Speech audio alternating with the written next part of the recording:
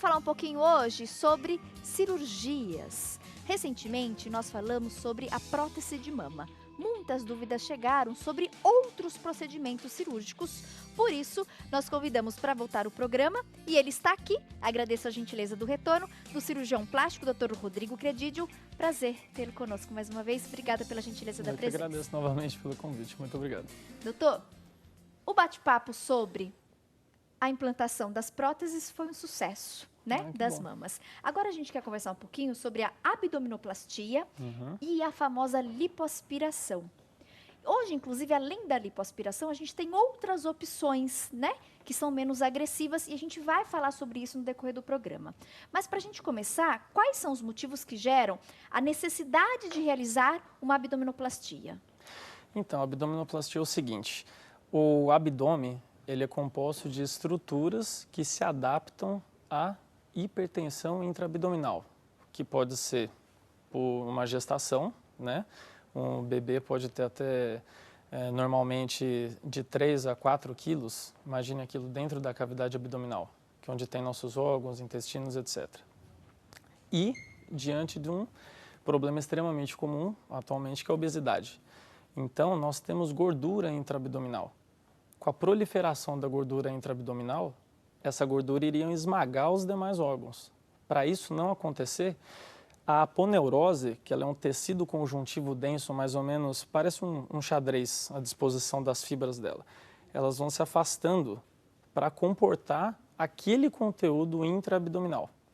Então, seja o bebê ou o excesso de gordura daquela pessoa que se alimenta muito mal. Isso, Temos exatamente. até algumas imagens para poder mostrar para o nosso público, para vocês entenderem direitinho o que acontece com o nosso abdômen, e aí sim é indicado esse tipo de cirurgia. Olhem lá. A primeira imagem da direita é um indivíduo normal, o do meio já seria um indivíduo obeso, grau 1 ou 2, e o da esquerda já seria uma obesidade grau 3, onde nota-se aquele desenho amarelo, que seria gordura, no caso ela poderia ser lipoaspirada, a mais superficial, e a intraabdominal não. A intraabdominal, a diferença do volume de gordura do primeiro, né, gente? Olha lá, reparem bem como vai aumentando, porque o primeiro está ali sequinho, né? E aí o terceiro, você percebe bem essa gordura ali representada por essa cor amarelada. Então, o que acontece? Logo após, se esse indivíduo é submetido a um programa de emagrecimento ou mesmo uma cirurgia bariátrica, na qual ele consiga perder esse volume intraabdominal, o que vai acontecer? Ele tem uma frouxidão da parede abdominal. Inclusive, é muito comum, na mulher grávida, no caso, até afastar a musculatura. Isso chama diástase, no caso, né?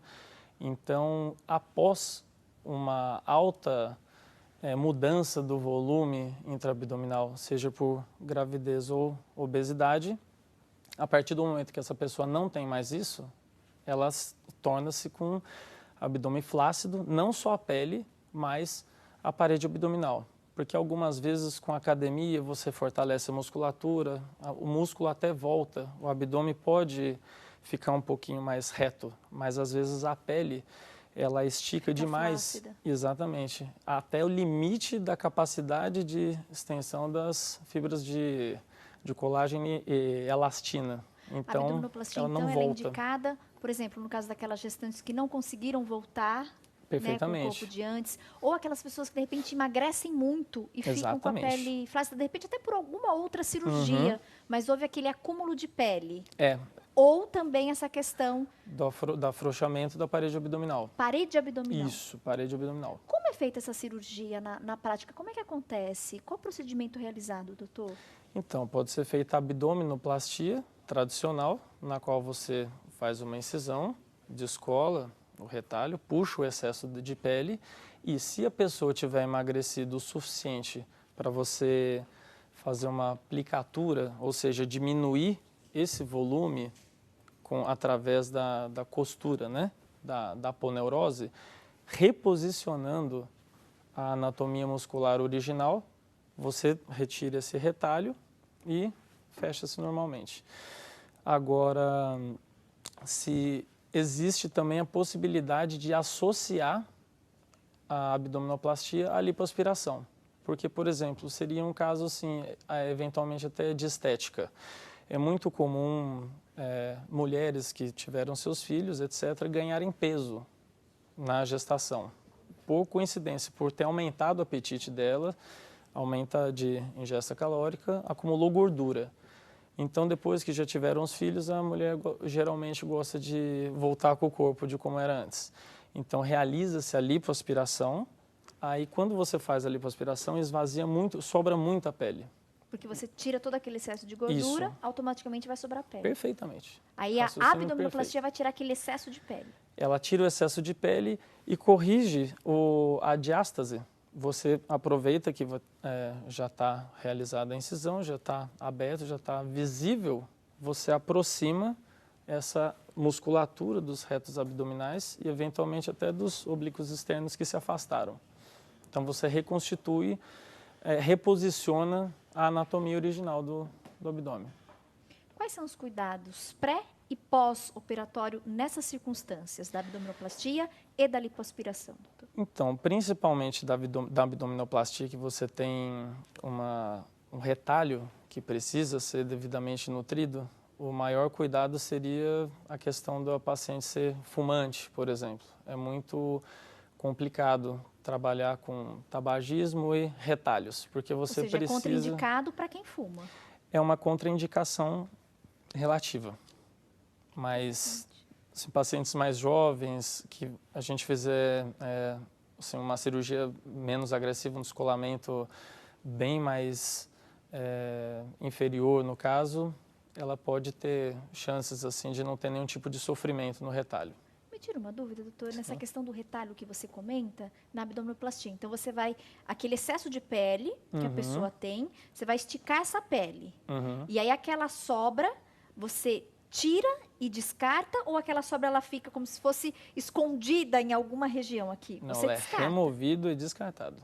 Exatamente. Entendi. A lipoaspiração, você vai retirar o excesso de gordura. A Isso. abdominoplastia, você vai retirar esse excesso de pele. De pele e aproveitar que já está aberto, fazer a reconstituição da anatomia da parede abdominal, correção da diastase, que é o afastamento dos retos abdominais. Pós-cirurgias, quanto tempo a pessoa vai levar para poder ter a sua rotina normalizada? A relação de trabalho, a questão da atividade física para quem pratica, né? Como é que funciona a questão desse repouso e mesmo esses cuidados em relação à alimentação? Então, deve-se evitar qualquer tipo de alimento que aumenta a pressão intraabdominal. Por exemplo? Né? Coisas que fermentam, assim, feijão, gordura, coisas pesadas, alguns laticínios, qualquer coisa que pode dar alguma má digestão e gases, entendeu? Refrigerantes, claro. Tudo que pode provocar gases, pós-cirurgia, seria tem que ser bom eliminado. evitar, pelo menos nos primeiros dias. O ideal seria nos primeiros 20 dias. 20 dias, tá. Tem a questão também, por exemplo, voltar para o trabalho. Tem paciente que volta a trabalhar com 5 dias de pós-operatório, desde que mantenha a postura correta, não se estique, não fique dobrado. Tem que ter muita disciplina, mas dependendo do que a pessoa faz, uma vez que ela toma analgesia adequada, ela consegue fazer as atividades do dia a dia. Com uma semana ela já consegue, então, aos Exatamente. poucos ir voltando à sua rotina. Com os limites dela, entendeu?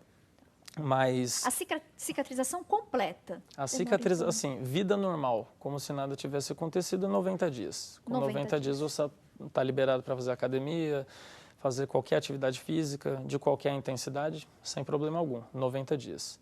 Tem alguma dúvida? Quer participar do nosso bate-papo? É só enviar sua pergunta através do 0800 777 0021. Vale lembrar que a ligação é gratuita, você participa sem custo e ainda concorre ao nosso prêmio do dia, tá bom? No próximo bloco, a gente vai falar um pouquinho com o Dr. Rodrigo sobre as outras opções que a gente tem, além da lipoaspiração. Né? Hoje a gente tem algumas variações, inclusive menos agressivas. A gente vai falar sobre isso no próximo bloco. Continue sintonizada, a pausa é rápida e a gente volta já.